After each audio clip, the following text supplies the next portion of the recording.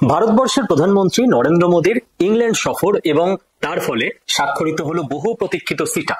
কি এই ব্যাপার, চলুন টোটালটা বুঝে নেওয়া যাক।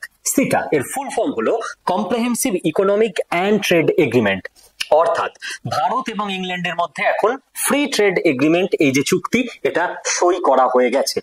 আমরা দেখব যে এর আগেও বহু বছর ধরে কিন্তু আলোচনা চলেছে আধিকারিকদের মধ্যে।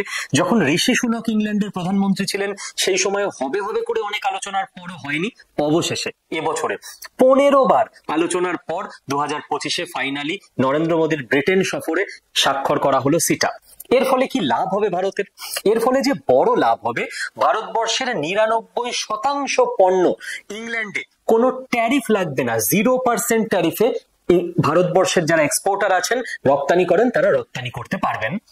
এর ফলে কি লাভ হবে সেটা সহজ করে যদি বুঝতে চাই, আমি একটা তুলনা করি, তাহলে আপনাদের কাছে ক্লিয়ার হবে পিকচারটা।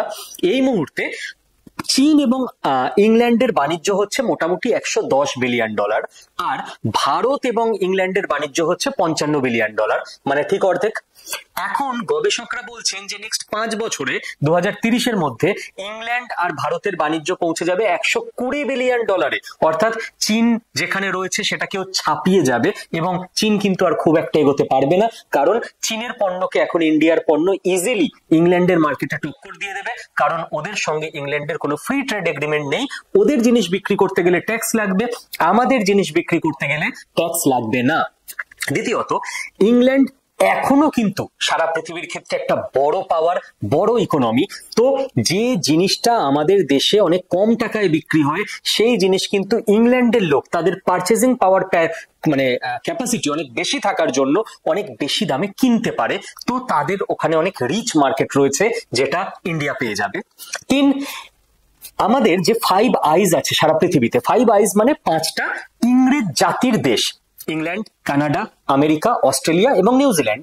এর মধ্যে অস্ট্রেলিয়া এবং ইংল্যান্ডের সঙ্গে ভারতের ফ্রি ট্রেড এগ্রিমেন্ট হয়ে গেল, অর্থাৎ এরপর কিন্তু আমেরিকার সঙ্গে ফ্রি ট্রেড এগ্রিমেন্ট করার ক্ষেত্রে ভারত এক ধাপ এগিয়ে থাকলো। আর 4 নাম্বার ব্যাপার, এই সফরে ভারতবর্ষের প্রধানমন্ত্রী ইংল্যান্ডের মাটিতে দাঁড়িয়ে ইংল্যান্ডকে বলে এসছেন যে ইংল্যান্ডে যে সমস্ত খলিস্তানি কার্যকর্তারা রয়েছে যারা ভারতের বিরুদ্ধে দিনরাত বিষোদ্গার করে, তাদের বিরুদ্ধে ব্যবস্থা নিতে হবে। এবং ইংল্যান্ড যে বলতো ডেমোক্রেটিক ওয়েতে যে কেউ যে কোনো কিছু করতে পারে, ভারতের তরফ থেকে ক্লিয়ারলি জানানো হয়েছে যে ডেমোক্রেসির দোহাই দিয়ে ডেমোক্রেসির বিরুদ্ধে কথা বলা কখনোই মেনে নেওয়া যায় না।